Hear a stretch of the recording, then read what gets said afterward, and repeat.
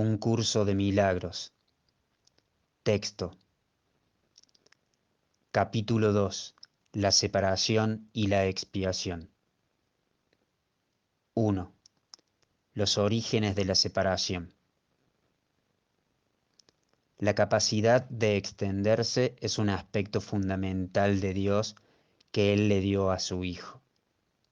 En la creación, Dios se extendió a sí mismo a sus creaciones y les infundió la misma amorosa voluntad de crear que Él posee. No solo fuiste plenamente creado, sino que fuiste creado perfecto. No existe vacuidad en ti. Debido a la semejanza que guardas con tu Creador, eres creativo. Ningún hijo de Dios puede perder esa facultad, ya que es inherente a lo que Él es, pero puede usarla de forma inadecuada al proyectar. El uso inadecuado de la extensión, la proyección, tiene lugar cuando crees que existe en ti alguna carencia o vacuidad y que puedes suplirla con tus propias ideas en lugar de con la verdad. Este proceso comprende los siguientes pasos. Primero, crees que tu mente puede cambiar lo que Dios creó. Segundo, crees que lo que es perfecto puede volverse imperfecto o deficiente. Tercero, crees que puedes distorsionar las creaciones de Dios, incluido tú. Cuarto, crees que puedes ser tu propio creador y que estás a cargo de la dirección de tu propia creación. Estas distorsiones, relacionadas entre sí, son un fiel reflejo de lo que realmente ocurrió en la separación o desvío hacia el miedo. Nada de eso existía antes de la separación ni existe realmente ahora. Todo lo que Dios creó es semejante a Él. La extensión, tal como Dios la emprendió, es similar al resplandor interior que los hijos del Padre han heredado de Él. Su verdadera fuente se encuentra en su interior. Esto es tan cierto con respecto al Padre como al Hijo. En este sentido, la creación incluye tanto la creación del Hijo por Dios como las creaciones del Hijo una vez que su mente ha sanado. Esto requiere el libre albedrío con el que Dios lo dotó, ya que toda creación amorosa se otorga libremente en una línea continua en la que todos los aspectos tienen el mismo rango.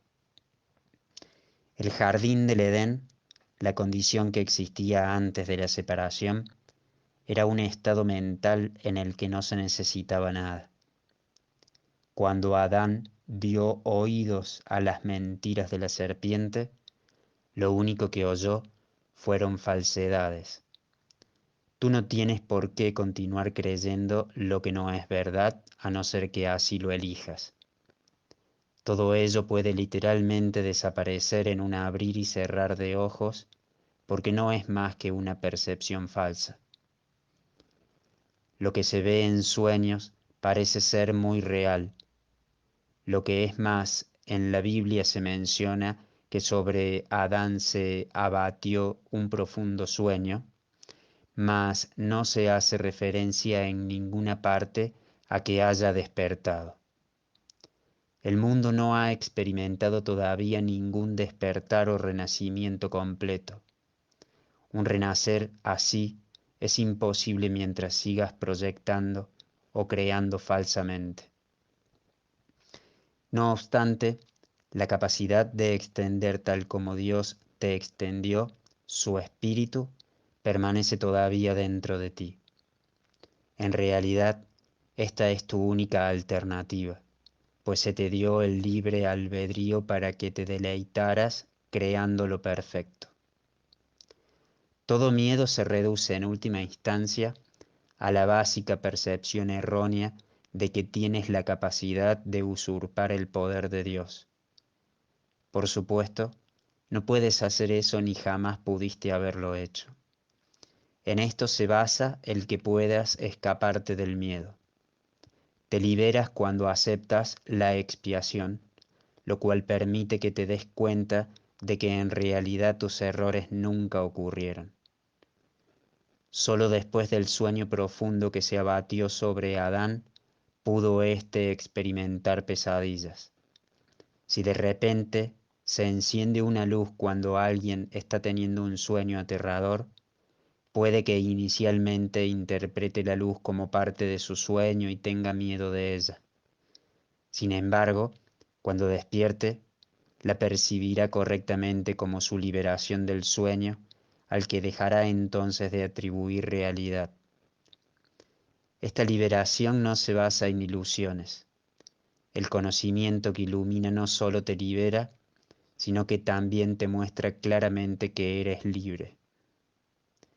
Sean cuales sean las mentiras que te hayas creído, para el milagro son irrelevantes, pues puedes subsanar cualquiera de ellas con la misma facilidad. El milagro no hace distinciones entre diferentes percepciones falsas. Su única finalidad es distinguir entre la verdad por un lado y el error por otro. Algunos milagros pueden parecer más difíciles de obrar que otros, pero no te olvides del primer principio de este curso. No hay grados de dificultad en los milagros. En realidad, eres perfectamente invulnerable a toda expresión de falta de amor. Estas expresiones pueden proceder de ti o de ti hacia otros, o de otros hacia ti. La paz es un atributo que se encuentra en ti. No puedes hallarla fuera de ti mismo. La enfermedad es una forma de búsqueda externa. La salud es paz interior. La paz permite mantenerte ecuánime ante cualquier falta de amor procedente de afuera y te capacita mediante tu aceptación de los milagros para corregir las condiciones que resultan de la falta de amor en los demás. 2. La expiación como defensa. Puedes hacer cualquier cosa que yo te pida. Te he pedido que obres milagros y he dejado claro que los milagros son naturales, correctivos, sanadores y universales. No hay nada que no puedan lograr, pero no pueden obrarse con un espíritu de duda o de temor. Cuando tienes miedo de algo, estás admitiendo que ello tiene el poder de hacerte daño. Recuerda que donde esté tu corazón, allí también estará tu tesoro. Crees en lo que consideras valioso. Si tienes miedo, es que estás equivocado con respecto a lo que es valioso. Tu entendimiento inevitablemente evaluará erróneamente y al otorgar el mismo poder a todos los pensamientos, inevitablemente destruirás la paz. Por eso es por lo que la Biblia habla de la paz de Dios que supera todo razonar. No hay error que pueda alterar esa paz en lo más mínimo. Dicha paz no permite que nada que no proceda de Dios te afecte. Este es el uso correcto de la negación. No se usa para ocultar nada, sino para corregir el error, pues lleva todos los errores ante la luz, y puesto que el error es lo mismo que la oscuridad, corrige todos los errores automáticamente. La auténtica negación es un poderoso mecanismo protector.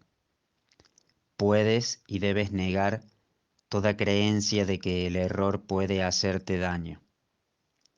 Esta clase de negación no oculta sino que corrige. Tu mente recta depende de ella. Negar el error es una sólida defensa en favor de la verdad, pero negar la verdad da lugar a las creaciones falsas, las proyecciones del ego. La negación del error, puesta al servicio de la mente recta, libera a la mente y restablece la libertad de la voluntad. Cuando la voluntad es realmente libre, no puede crear falsamente porque solo reconoce la verdad. Puedes defender la verdad así como el error. Los medios son más fáciles de entender después de que el valor del objetivo se ha establecido firmemente. Pero lo que hay que tener en cuenta es cuál es su propósito. Todo el mundo defiende su tesoro y lo hace automáticamente. Las preguntas esenciales son, pues, ¿qué es realmente importante para mí? ¿Y cuán importante lo es? Una vez que hayas aprendido a tener en cuenta estas preguntas y a tenerlas presentes en todas tus acciones, tendrás muy poca dificultad en clarificar los medios. Los medios están a tu disposición siempre que los pidas. Puedes, sin embargo, ahorrar tiempo si no aplazas innecesariamente este paso. Un enfoque correcto lo acortará enormemente. La expiación es la única defensa que no puede usarse destructivamente porque no es un recurso que tú hayas inventado. El principio de la expiación estaba en vigor mucho antes de que ésta comenzara. El principio fue el amor y la expiación fue un acto de amor. Antes de la separación los actos eran innecesarios porque no existía la creencia en el tiempo y el espacio. Fue sólo después de la separación cuando se plantearon la expiación y las condiciones necesarias para su cumplimiento. Se necesitó entonces una defensa tan espléndida que fuese imposible usarla indebidamente, aunque fuese posible rechazarla. Su rechazo, no obstante, no podía convertirla en un arma de ataque, que es la característica intrínseca de otras defensas. La expiación, pues, resulta ser la única defensa que no es una espada de dos filos. Tan solo puede sanar. La expiación se instituyó dentro de la creación en el tiempo y en el espacio para fijar un límite a la necesidad de la creencia misma y en última instancia para completar el aprendizaje. La expiación es la lección final. El aprendizaje en sí, al igual que las aulas donde tiene lugar, es temporal. La capacidad para aprender carece de valor cuando ya no hay necesidad de cambiar. Los que son eternamente creativos no tienen nada que aprender. Tú puedes aprender a mejorar tus percepciones y puedes convertirte progresivamente en un mejor alumno. De este modo, habrá cada vez más armonía entre la creación y tú, pero la filiación en sí es una creación perfecta y la perfección no tiene grados. El aprendizaje solo tiene sentido mientras se crea en diferencias. La evolución es un proceso en el que aparentemente pasas de un nivel al siguiente. Corriges tus previos tropiezos yendo hacia adelante. Este proceso es realmente incomprensible en términos temporales, puesto que retornas a medida que avanzas.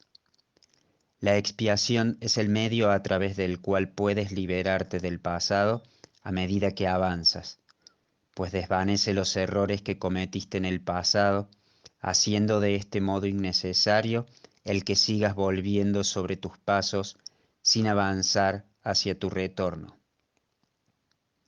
En este sentido, la expiación ahorra tiempo, pero al igual que el milagro al que sirve, no lo abole. Mientras siga habiendo necesidad de expiación, seguirá habiendo necesidad de tiempo. Pero la expiación, en cuanto que plan que ya se ha completado, tiene una relación única con el tiempo. Hasta que la expiación no se complete, Sus diversas fases evolucionarán en el tiempo, pero la expiación en su totalidad se encuentra al final del tiempo. En ese punto, el puente de retorno ya se ha construido. La expiación es un compromiso total.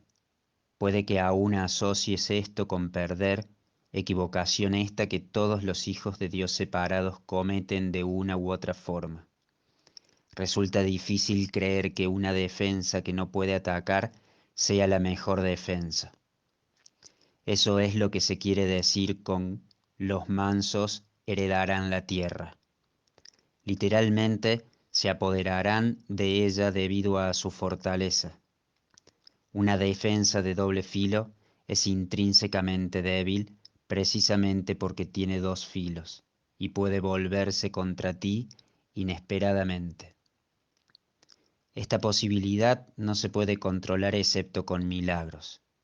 El milagro convierte la defensa de la expiación en tu verdadera protección, y a medida que adquieres más y más seguridad, asumes tu talento natural de proteger a otros reconociéndote simultáneamente como hermano y como hijo.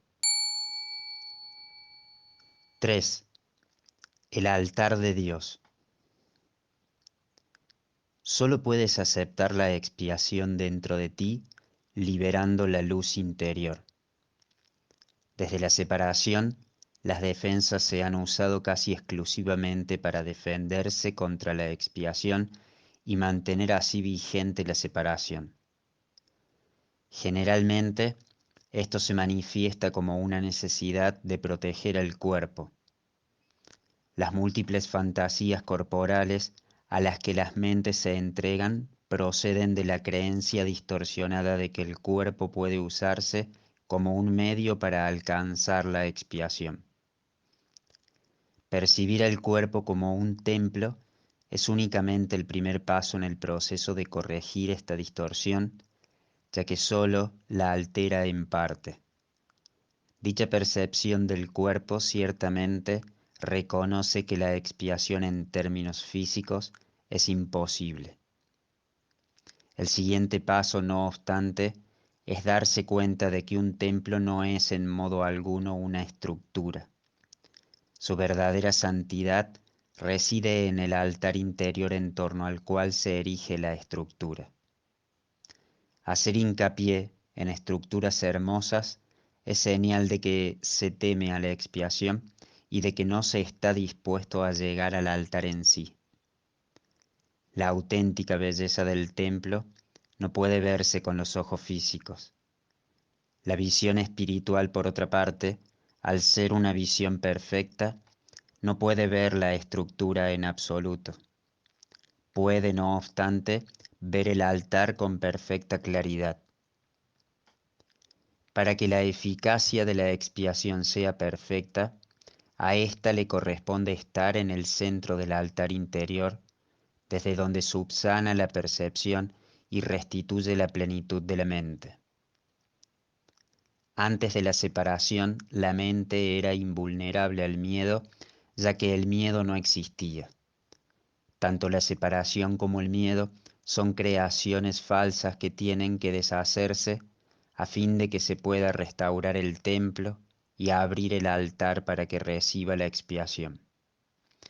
Esto supone el fin de la separación al poner dentro de ti la única defensa eficaz contra todo pensamiento de separación, haciendo de este modo que seas absolutamente invulnerable.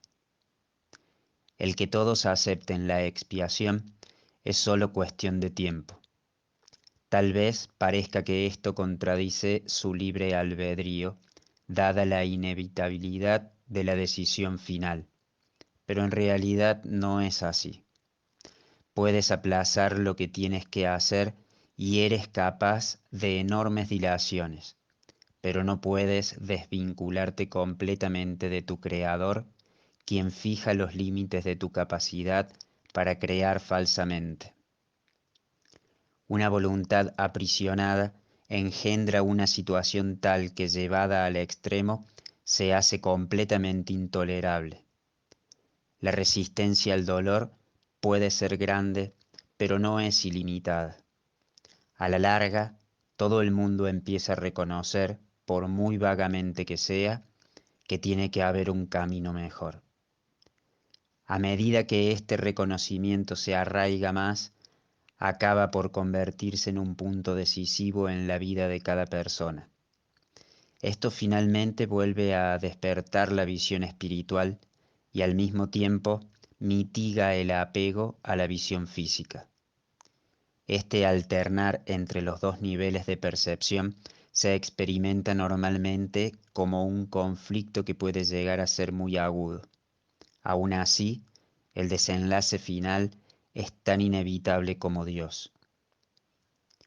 La visión espiritual literalmente no puede ver el error y busca simplemente la expiación. Todas las soluciones que los ojos del cuerpo buscan se desvanecen. La visión espiritual mira hacia adentro e inmediatamente se da cuenta de que el altar ha sido profanado y de que necesita ser reparado y protegido. Perfectamente consciente de la defensa apropiada, la visión espiritual pasa por alto todas las demás y mira más allá del error hacia la verdad. Debido a la fuerza de su visión, pone a la mente a su servicio. Esto restablece el poder de la mente y hace que las demoras le resulten cada vez más intolerables al darse cuenta de que lo único que hace es añadir dolor innecesario. Como resultado, la mente se vuelve cada vez más sensible a lo que antes habría considerado solo pequeñas molestias. Los hijos de Dios tienen derecho al perfecto bienestar que resulta de tener perfecta confianza. Hasta que no logran esto, se agotan a sí mismos y desperdician sus verdaderos poderes creativos en fútiles intentos de obtener un mayor bienestar valiéndose de medios inadecuados. Sin embargo, los medios reales ya les han sido provistos y no requieren esfuerzo alguno por su parte. La expiación es la única ofrenda digna de ser ofrecida en el altar de Dios, debido al valor que el altar en sí tiene. Fue creado perfecto y es absolutamente digno de recibir perfección. Entre Dios y sus creaciones existe una perfecta interdependencia. Él depende de ellas porque las creó perfectas. Les dio su paz para que nada las pudiera alterar ni engañar. Siempre que tienes miedo, te has engañado a ti mismo y tu mente no puede servir al Espíritu Santo. Eso te deja hambriento, pues te niega el pan de cada día. Dios se siente solo sin sus hijos y sus hijos se sienten solos sin Él. Tienen que aprender a ver el mundo como un medio para poner fin a la separación. La expiación es la garantía de que finalmente lo lograrán. 4. La curación como la liberación del miedo. Vamos a hacer ahora hincapié en la curación. El milagro es el medio, la expiación el principio y la curación el resultado. Hablar de una curación milagrosa es combinar impropiamente dos órdenes de realidad diferentes. Una curación no es un milagro. La expiación, el último milagro, es un remedio y cualquier clase de curación es su resultado. Es irrelevante a qué clase de error se aplique la expiación. Toda curación es esencialmente una liberación del miedo. Para poder llevarla a cabo, tú mismo debes estar libre de todo miedo. No entiendes lo que es la curación debido a tu propio miedo. Un plan importante en el plan de la expiación es deshacer el error en todos los niveles. La enfermedad o mentalidad no recta es el resultado de una confusión de niveles, pues siempre comporta la creencia de que lo que está mal en un nivel puede afectar adversamente a otro. Nos hemos referido a los milagros como un medio de corregir la confusión de niveles, ya que todos los errores tienen que corregirse en el mismo nivel en el que ocurrieron. Solo la mente puede errar. El cuerpo solo puede actuar equivocadamente cuando está respondiendo a un pensamiento falso. El cuerpo no puede crear y la creencia de que puede, error básico, da lugar a todos los síntomas físicos. Las enfermedades físicas implican la creencia en la magia. La distorsión que dio lugar a la magia se basa en la creencia de que existe una capacidad creadora en la materia que la mente no puede controlar. Este error puede manifestarse de dos formas. Se puede creer que la mente puede crear falsamente en el cuerpo o que el cuerpo puede crear falsamente en la mente. Cuando se comprende que la mente, el único nivel de creación, no puede crear más allá de sí misma, ninguno de esos dos tipos de confusión tiene por qué producirse. Solo la mente puede crear porque el espíritu ya fue creado y el cuerpo es un recurso de aprendizaje al servicio de la mente. Los recursos de aprendizaje no son lecciones en sí mismos. Su propósito es simplemente facilitar el aprendizaje.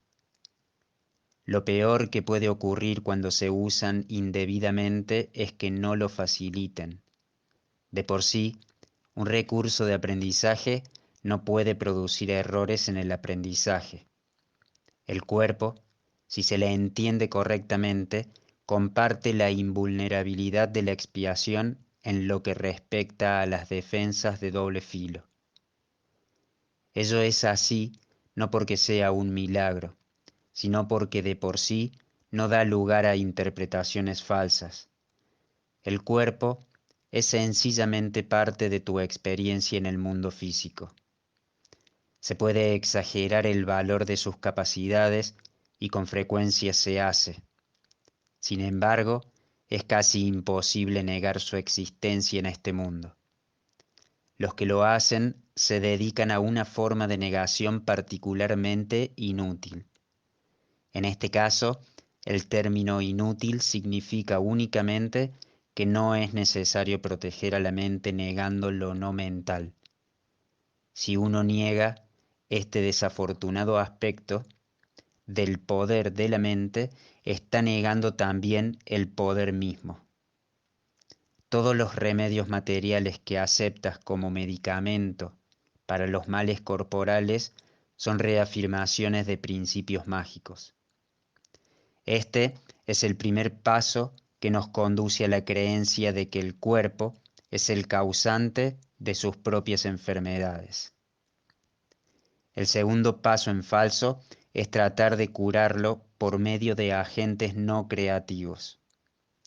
Esto no quiere decir, sin embargo, que el uso de tales agentes con propósitos correctivos sea malo.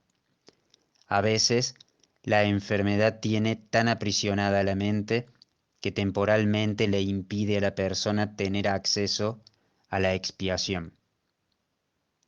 En ese caso, tal vez sea prudente usar un enfoque conciliatorio entre el cuerpo y la mente, en el que a algo externo se le adjudica temporalmente la creencia de que puede curar. Esto se debe a que lo que menos puede ayudar al que no está en su mente recta o al enfermo es hacer algo que aumente su miedo. De por sí, ya se encuentra en un estado debilitado debido a este. Exponerle prematuramente a un milagro podría precipitarle al pánico, lo cual es muy probable que ocurra en aquellos casos en que la percepción invertida ha dado lugar a la creencia de que los milagros son algo temible. El valor de la expiación no reside en la manera en que se expresa. De hecho, si se usa acertadamente, se expresará inevitablemente en la forma que le resulte más beneficiosa a aquel que la va a recibir. Esto quiere decir que para que un milagro sea lo más eficaz posible, debe expresarse en un idioma que el que lo ha de recibir pueda entender sin miedo. Eso no significa que ese sea necesariamente el más alto nivel de comunicación de que dicha persona es capaz. Significa, no obstante, que ese es el más alto nivel de comunicación de que es capaz ahora. El propósito del milagro es elevar el nivel de comunicación, no reducirlo mediante un aumento del miedo. 5. La función del obrador de milagros. Antes de que los obradores de milagros estén listos para emprender su función en este mundo, es esencial que comprendan cabalmente el miedo que se le tiene a la liberación. De lo contrario, podrían fomentar inadvertidamente la creencia de que la liberación significa aprisionamiento, creencia que de por sí ya es muy prevaleciente. Esta percepción errónea procede a su vez de la creencia de que el daño puede limitarse solo al cuerpo. Esto se debe al miedo subyacente de que la mente puede hacerse daño a sí misma. Ninguno de esos errores es relevante, ya que las creaciones falsas de la mente en realidad no existen. Este reconocimiento es un recurso protector mucho más eficaz que cualquier forma de confusión de niveles porque introduce la corrección al nivel del error. Es esencial recordar que solo la mente puede crear y que la corrección solo puede tener lugar en el nivel del pensamiento. Para ampliar algo que se mencionó anteriormente, el espíritu ya es perfecto y por lo tanto no requiere corrección. El cuerpo no existe, excepto como un recurso de aprendizaje al servicio de la mente. Este recurso de aprendizaje, de por sí, no comete errores porque no puede crear. Es obvio, pues, que inducir a la mente a que renuncie a sus creaciones falsas es la única aplicación de la capacidad creadora que realmente tiene sentido. La magia es el uso insensato o mal creativo de la mente. Los medicamentos físicos son una forma de hechizo, pero si tienes miedo de usar la mente para curar, no debes intentar hacerlo. El hecho mismo de que tengas miedo hace que tu mente sea vulnerable a crear falsamente. Es probable, por lo tanto, que no entiendas correctamente cualquier curación que pudiera producirse. Y puesto que el egocentrismo va normalmente acompañado de miedo, tal vez no puedas aceptar la verdadera fuente de la curación. En tal caso, es menos arriesgado depender temporalmente de artificios curativos físicos, ya que no los puedes percibir erróneamente como una creación tuya. Mientras tu sensación de vulnerabilidad persista, no debes intentar obrar milagros. He dicho ya que los milagros son expresiones de una mentalidad milagrosa, y una mentalidad milagrosa no es otra cosa que una mentalidad recta. Los que poseen una mentalidad recta no exaltan ni menosprecian la mente del que obra milagros, ni la del que los recibe. En cuanto que medio de corrección, sin embargo, el milagro no tiene que esperar a que el que lo ha de recibir goce de una mentalidad recta. De hecho, su propósito es restituirle su mente recta. Es esencial, no obstante, que el obrador de milagros esté en su mente recta, aunque sea brevemente o de lo contrario será incapaz de restablecer la mentalidad recta en otros. El sanador que confía en su propio estado de preparación pone en peligro su entendimiento. Estás perfectamente a salvo siempre que no te preocupes en absoluto por tu estado de preparación, pero mantengas firme confianza en el mío. Si tu inclinación a obrar milagros no está funcionando debidamente, es siempre porque el miedo se ha infiltrado en tu mentalidad recta y la ha invertido. Toda forma de mentalidad no recta es el resultado de negarte a aceptar la expiación para ti mismo. Si la aceptases, estarías en una posición desde la que podrías reconocer que los que tienen necesidad de curación son simplemente aquellos que aún no se han dado cuenta de que la mentalidad recta es en sí la curación. La única responsabilidad del obrador de milagros es aceptar la expiación para sí mismo. Esto significa que reconoces que la mente es el único nivel creativo y que la expiación puede sanar sus errores. Una vez que hayas aceptado esto, tu mente podrá solamente sanar.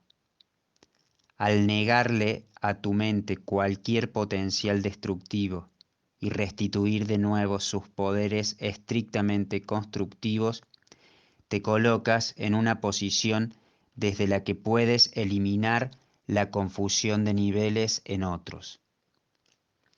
El mensaje que entonces les comunicas es el hecho irrefutable de que sus mentes son igualmente constructivas y que sus creaciones falsas no pueden hacerles daño. Al afirmar esto, liberas a la mente de la tendencia a exagerar el valor de su propio recurso de aprendizaje y la restituyes a su verdadero papel de estudiante. Debe subrayarse nuevamente que al cuerpo le resulta tan imposible aprender como crear. En cuanto que recurso de aprendizaje, se deja llevar simplemente por el estudiante, mas si se le dota falsamente de iniciativa propia, se convierte en una seria obstrucción para el mismo aprendizaje que debería facilitar. Solo la mente es capaz de iluminación. El espíritu ya está iluminado y el cuerpo de por sí es demasiado denso. La mente, sin embargo, puede hacer llegar su iluminación hasta el cuerpo al reconocer que éste no es el estudiante y que por lo tanto no tiene la capacidad de aprender. Es muy fácil, no obstante, poner al cuerpo en armonía con la mente una vez que ésta ha aprendido a mirar más allá de él hacia la luz. El aprendizaje que verdaderamente corrige comienza siempre con el despertar del espíritu y con el rechazo de la fe en la visión física. Esto frecuentemente entraña temor, ya que tienes miedo de lo que tu visión espiritual te mostraría. Anteriormente dije que el Espíritu Santo no puede ver errores y que solo puede mirar más allá de ellos hacia la defensa de la expiación. No cabe duda de que esto puede producir incomodidad, mas la incomodidad no es el resultado de la percepción. Cuando se le permite al Espíritu Santo contemplar la profanación del altar, él mira de inmediato hacia la expiación. Nada que él perciba puede producir miedo. Todo lo que resulta de la conciencia espiritual simplemente se canaliza hacia la corrección. La incomodidad se manifiesta únicamente para traer a la conciencia la necesidad de corrección.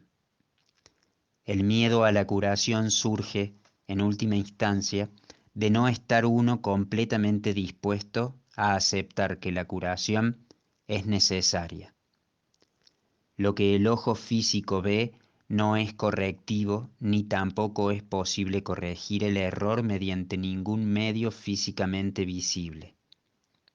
Mientras creas en lo que tu visión física te muestra, tus intentos de corregir estarán mal encausados.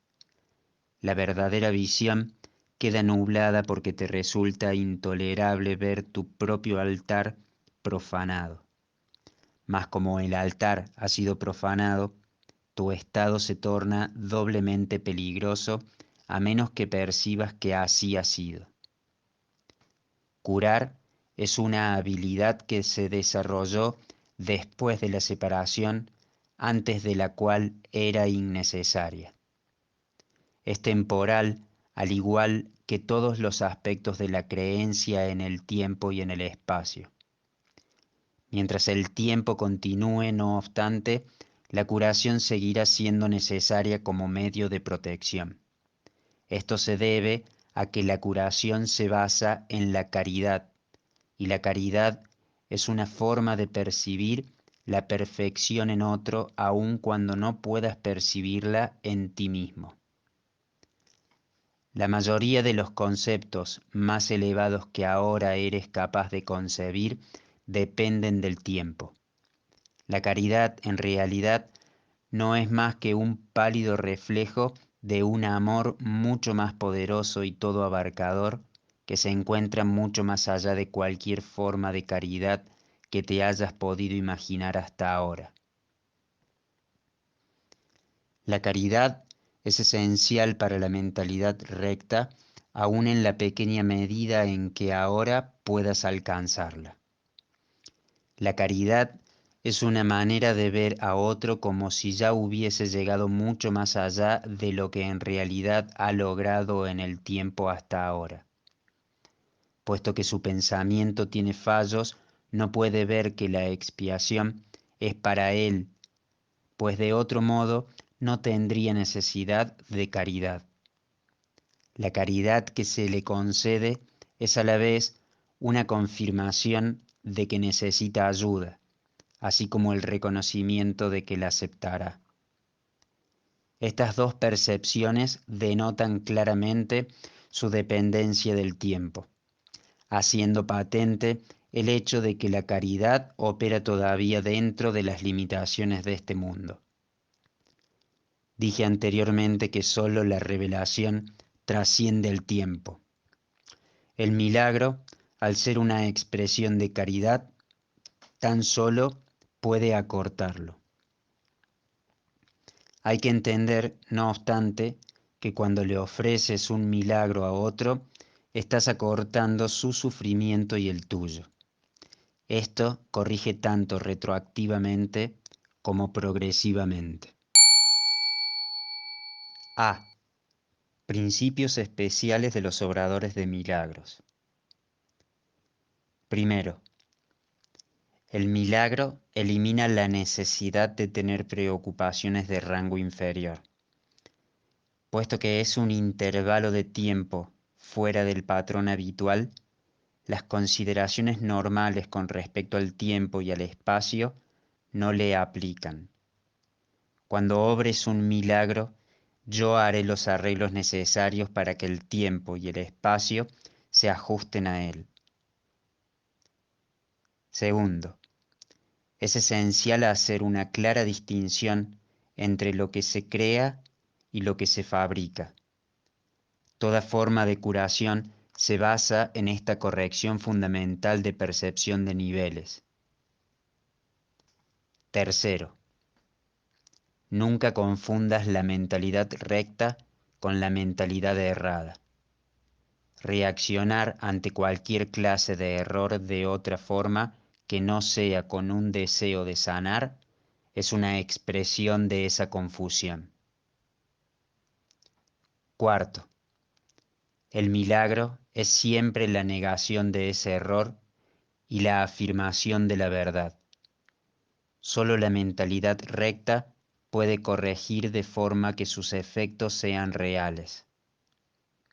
De hecho, lo que no produce efectos reales en realidad no existe. Sus efectos, por lo tanto, son nulos. Al no tener contenido sustancial, se presta a ser proyectado. Quinto, el poder del milagro para ajustar niveles genera la percepción correcta que da lugar a la curación. Hasta que eso no ocurra, será imposible entender lo que es la curación. El perdón es un gesto vacío a menos que conlleve corrección. Sin esta, lo que hace es básicamente juzgar en vez de sanar. Sexto, el perdón, que procede de una mentalidad milagrosa, tan solo ofrece corrección. No posee elementos de juicio en absoluto. La frase, Padre, perdónalos porque no saben lo que hacen, no evalúa en modo alguno lo que las personas en cuestión estén haciendo. Es una petición a Dios para que sane sus mentes. En ella no se hace referencia al resultado del error, pues eso es irrelevante. Séptimo, el precepto sed de un mismo sentir es la aseveración que exhorta a todos a estar listos para la revelación. Mi ruego, haced esto en conmemoración mía, es una petición a los obradores de milagros para que colaboren conmigo. Estas dos aseveraciones no pertenecen a un mismo orden de realidad. Solo la última entraña una conciencia de tiempo, ya que recordar es traer el pasado al presente. El tiempo está bajo mi control, pero la eternidad le pertenece a Dios. En el tiempo existimos unos con otros y unos para otros.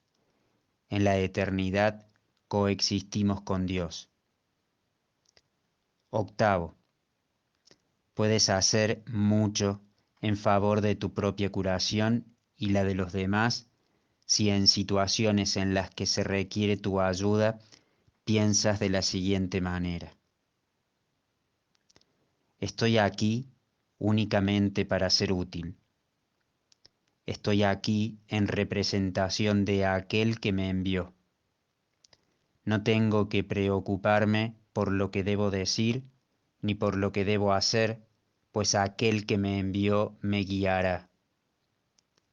Me siento satisfecho de estar donde quiera que Él desee, porque sé que Él estará allí conmigo. Sanaré a medida que le permita enseñarme a sanar. 6. Miedo y conflicto. Tener miedo parece ser algo involuntario y no estar bajo tu control. Mas he dicho ya que sólo los actos constructivos deben ser involuntarios. Mi control puede hacerse cargo de todo lo que no es importante, mientras que si así lo decides, mi asesoramiento puede dirigir todo lo que lo es. Yo no puedo controlar el miedo, pero éste puede ser autocontrolado. Tu miedo me impide darte mi control. La presencia del miedo indica que has elevado pensamientos corporales al nivel de la mente. Eso los pone fuera de mi control y te hace sentir personalmente responsable de ellos, lo cual es una obvia confusión de niveles. Yo no fomento la confusión de niveles. Tú debes, no obstante, elegir corregirla. No justificarías un comportamiento demente por tu parte diciendo que no pudiste evitarlo. ¿Por qué entonces condonas pensamientos dementes? Hay una confusión en esto que te convendría examinar detenidamente. Tal vez creas que eres responsable de lo que haces, pero no de lo que piensas. La verdad es que eres responsable de lo que piensas porque es solamente en ese nivel donde puedes ejercer tu poder de decidir.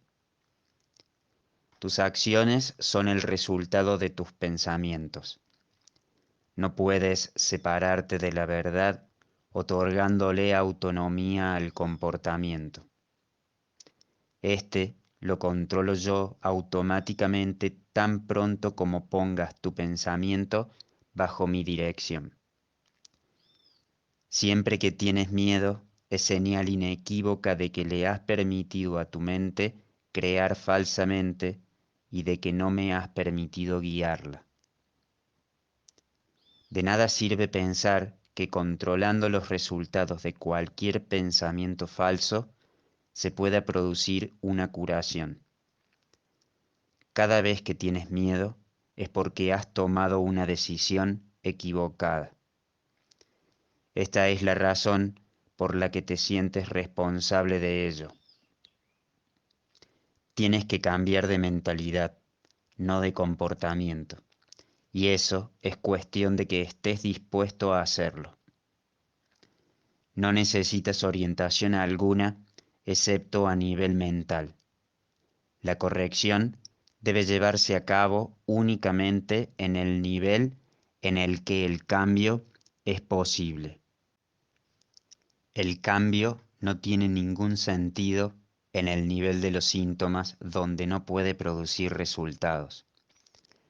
Deshacer el miedo es tu responsabilidad.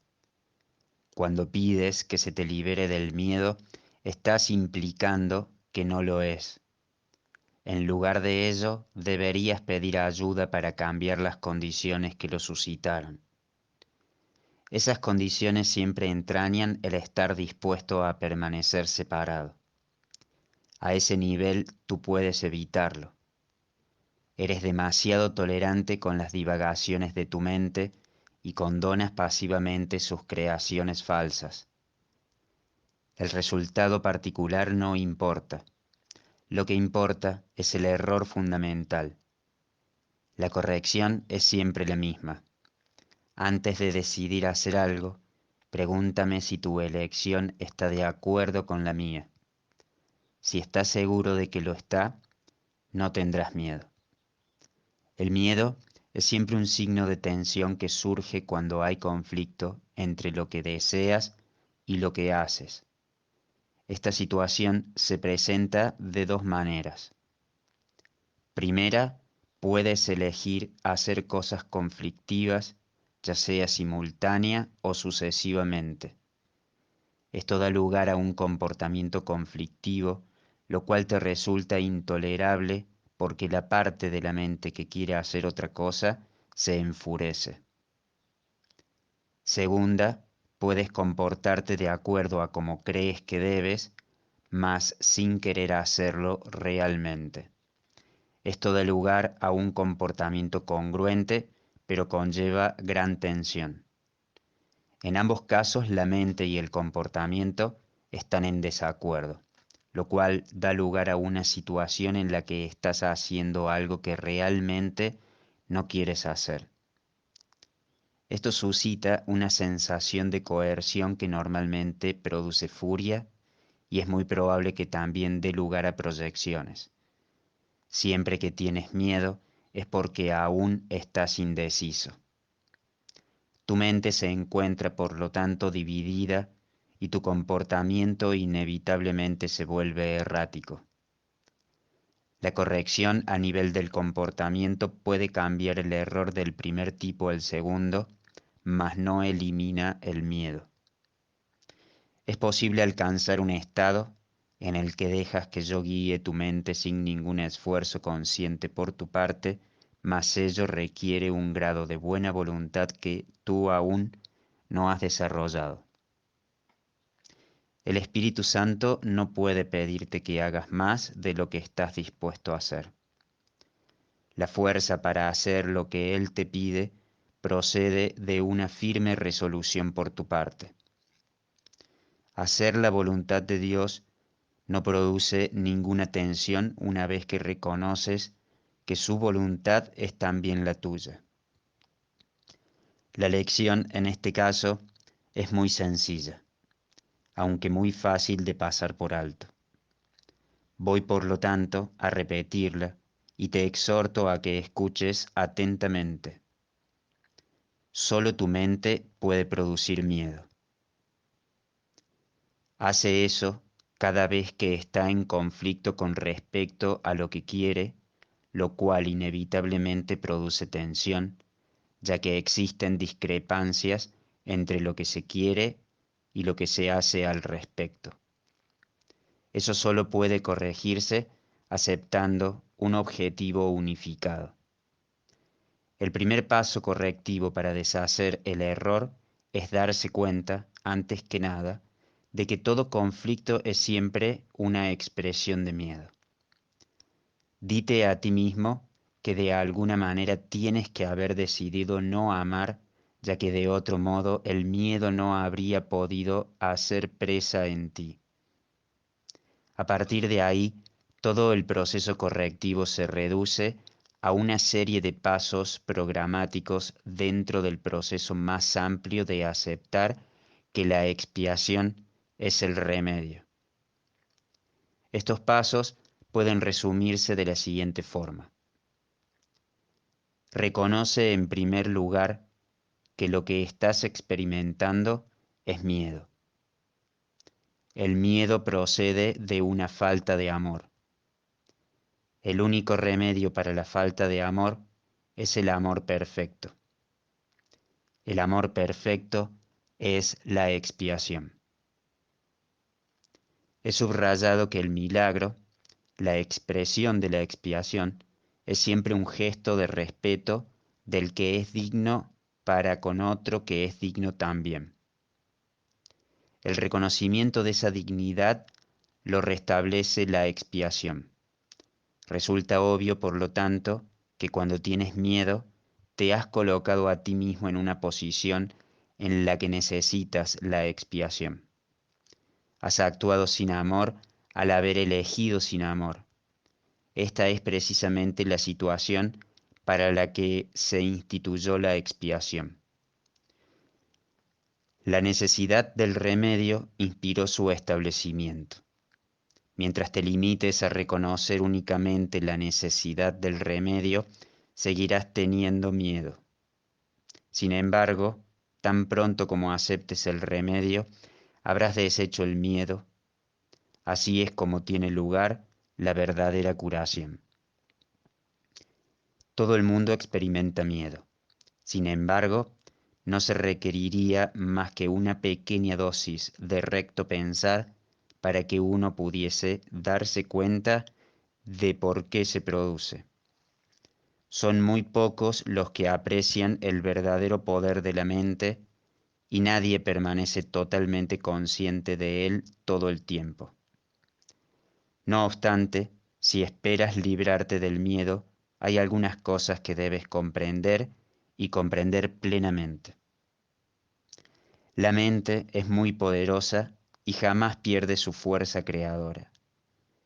Nunca duerme. Está creando continuamente. Es difícil reconocer la oleada de poder que resulta de la combinación de pensamiento y creencia, la cual puede literalmente mover montañas. A primera vista, parece arrogante creer que posees tal poder, mas no es esa la verdadera razón de que no lo creas. Prefieres creer que tus pensamientos no pueden ejercer ninguna influencia real porque de hecho le tienes miedo. Eso puede mitigar la conciencia de culpa, pero a costa de percibir a la mente como impotente. Si crees que lo que piensas no tiene ningún efecto, puede que dejes de tenerle miedo, pero es bastante improbable que le tengas respeto. No hay pensamientos fútiles. Todo pensamiento produce forma en algún nivel. 7. Causa y efecto. Puede que todavía te quejes de que tienes miedo, pero aún así sigues atemorizándote a ti mismo. He indicado ya que no puedes pedirme que te libere del miedo. Yo sé que no existe, pero tú no. Si me interpusiese entre tus pensamientos y sus resultados, estaría interfiriendo en la ley básica de causa y efecto, la ley más fundamental que existe. De nada te serviría el que yo menospreciase el poder de tu pensamiento. Ello se opondría directamente al propósito de este curso. Es mucho más eficaz que te recuerde que no ejerces suficiente vigilancia con respecto a tus pensamientos. Tal vez pienses que a estas alturas solo un milagro te capacitaría para hacer eso, lo cual es absolutamente cierto. No estás acostumbrado a pensar con una mentalidad milagrosa, pero se te puede enseñar a pensar de esa manera. Todos los obradores de milagros necesitan este tipo de instrucción. No puedo permitir que dejes de vigilar a tu mente, ya que de otro modo no podrías ayudarme. Obrar milagros requiere el que uno se dé cuenta plenamente del poder de los pensamientos a fin de evitar las creaciones falsas. De lo contrario, sería necesario un milagro que rectificase a la mente misma, proceso circular este que no propiciaría el colapso del tiempo, que es para lo que el milagro se concibió.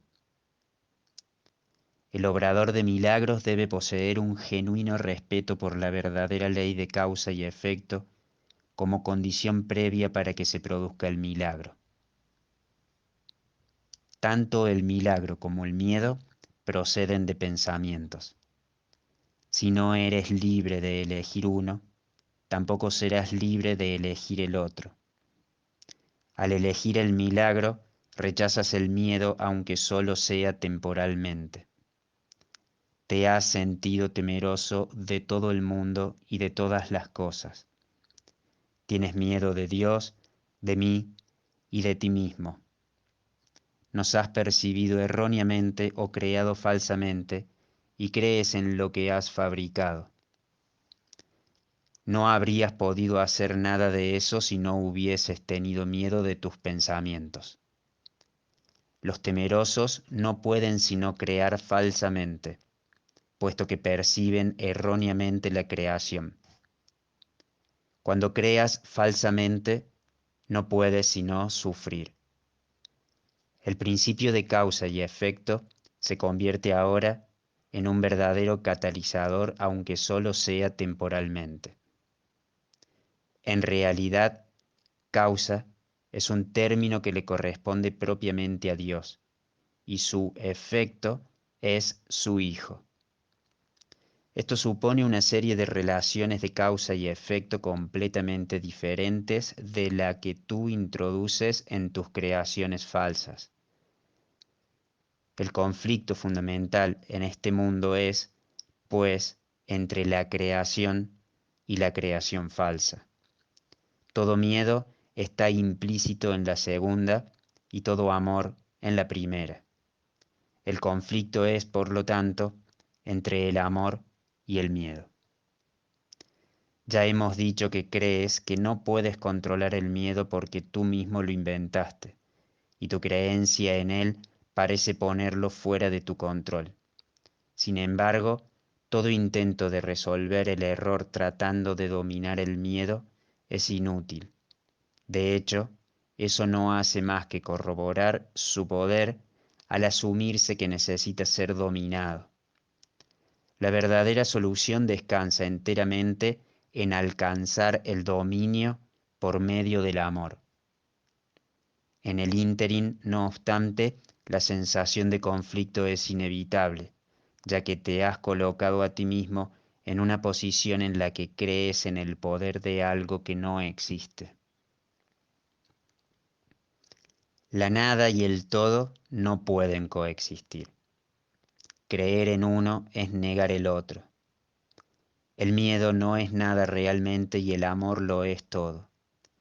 Siempre que la luz irrumpe en la oscuridad desaparece. Lo que tú crees es cierto para ti. En este sentido, la separación ha ocurrido y negarlo sería utilizar incorrectamente la negación. Concentrarse en el error, no obstante, no es más que otro error. El procedimiento correctivo inicial consiste en reconocer temporalmente que hay un problema, mas solo como señal de que tiene que ser corregido de inmediato. Esto da lugar a un estado mental en el que la expiación puede ser aceptada sin demora. Debe señalarse, no obstante, que en última instancia no puede haber transigencia alguna entre lo que lo es todo y lo que no es nada. El tiempo es esencialmente un recurso por medio del cual se puede abandonar toda idea de transigencia al respecto. Este proceso parece ser gradual debido únicamente a que el tiempo en sí comprende intervalos que no existen.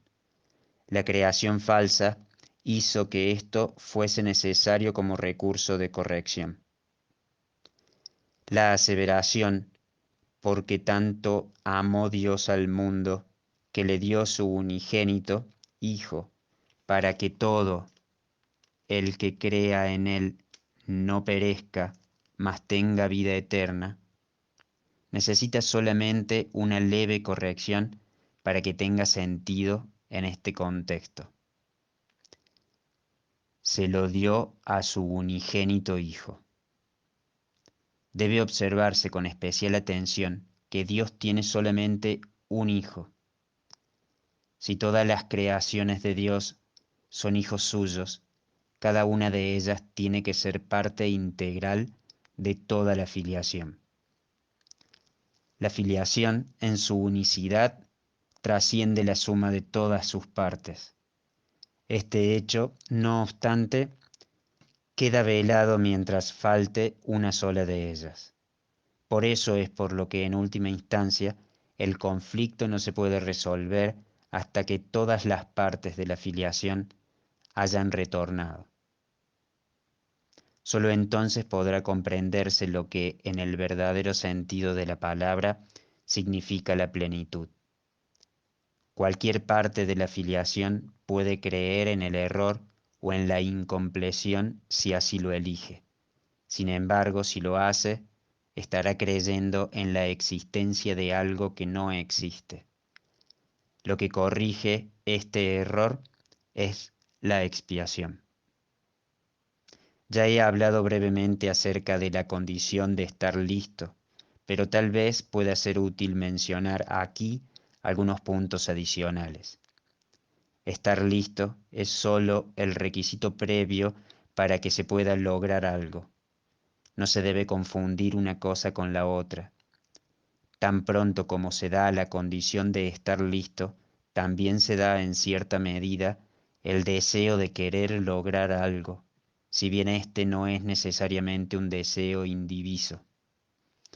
Dicha condición de estar listo no es más que el potencial para que pueda tener lugar un cambio de mentalidad.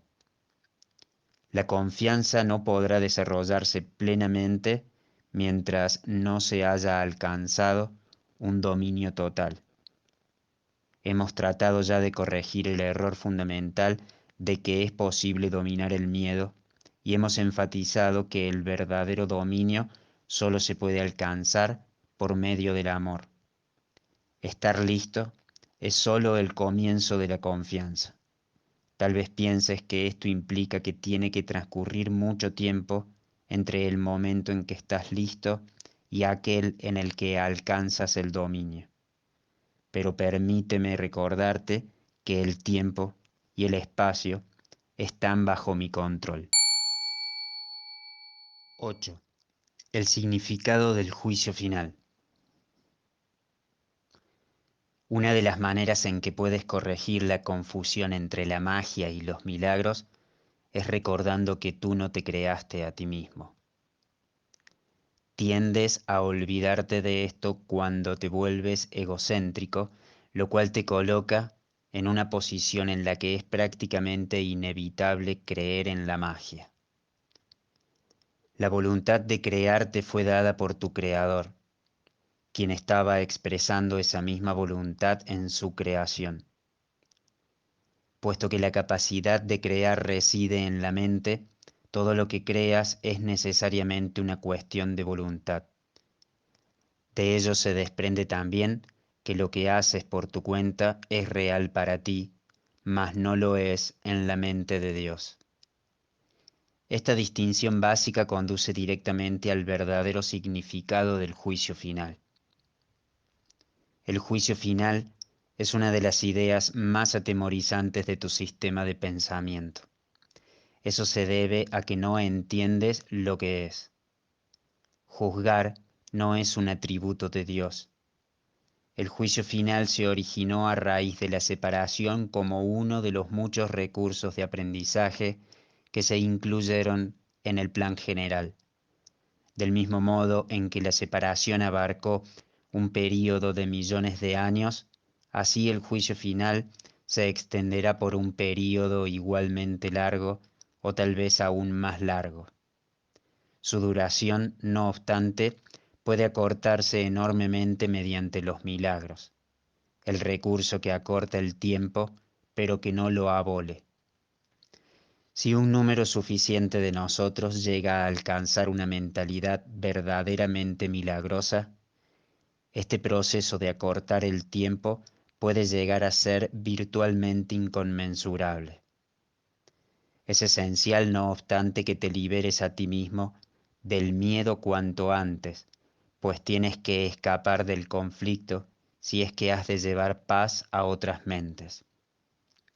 Por lo general se considera el juicio final como un proceso que Dios emprendió, pero en realidad son mis hermanos quienes lo emprenderán con mi ayuda.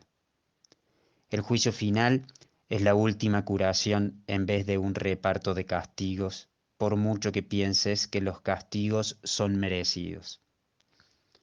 El castigo es un concepto completamente opuesto a la mentalidad recta y el objetivo del juicio final es restituirte tu mentalidad recta. Se podría decir que el juicio final es un proceso de correcta evaluación. Significa simplemente que todos llegarán por fin a entender qué es lo que tiene valor y qué es lo que no lo tiene. Después de que esto ocurra, la capacidad para elegir podrá ser dirigida racionalmente. Pero hasta que no se haga esa distinción, las oscilaciones entre la voluntad libre y la aprisionada no podrán sino continuar. El primer paso hacia la libertad comprende separar lo falso de lo verdadero. Este es un proceso de separación en el sentido constructivo de la palabra y refleja el verdadero significado del Apocalipsis. Al final, cada cual contemplará sus propias creaciones y elegirá conservar solo lo bueno, tal como Dios mismo contempló lo que había creado y vio que era bueno. A partir de ahí, la mente podrá comenzar a contemplar sus propias creaciones con amor por razón del mérito que tienen. Al mismo tiempo, repudiará inevitablemente sus creaciones falsas, que en ausencia de la creencia que las originó, dejarán de existir. El término juicio final asusta no sólo porque ha sido proyectado sobre Dios, sino también por la asociación de la palabra final con la muerte. Este es un ejemplo sobresaliente de la percepción invertida. Si se examina objetivamente el significado del juicio final, queda muy claro que en realidad es el umbral de la vida. Nadie que viva atemorizado puede estar realmente vivo. No te puedes someter a ti mismo a tu propio juicio final porque tú no te creaste a ti mismo. Puedes, no obstante, aplicarlo significativamente y en cualquier momento a todo lo que has fabricado y retener en la memoria solo lo creativo y lo bueno. Eso es lo que tu mentalidad recta no puede sino dictar. El único propósito del tiempo es darte tiempo para alcanzar ese juicio, el cual no es otra cosa que el juicio perfecto con respecto a tus propias creaciones perfectas. cuando todo lo que retengas en la memoria sea digno de amor, no habrá ninguna razón para que sigas teniendo miedo. Ese es tu papel en la expiación.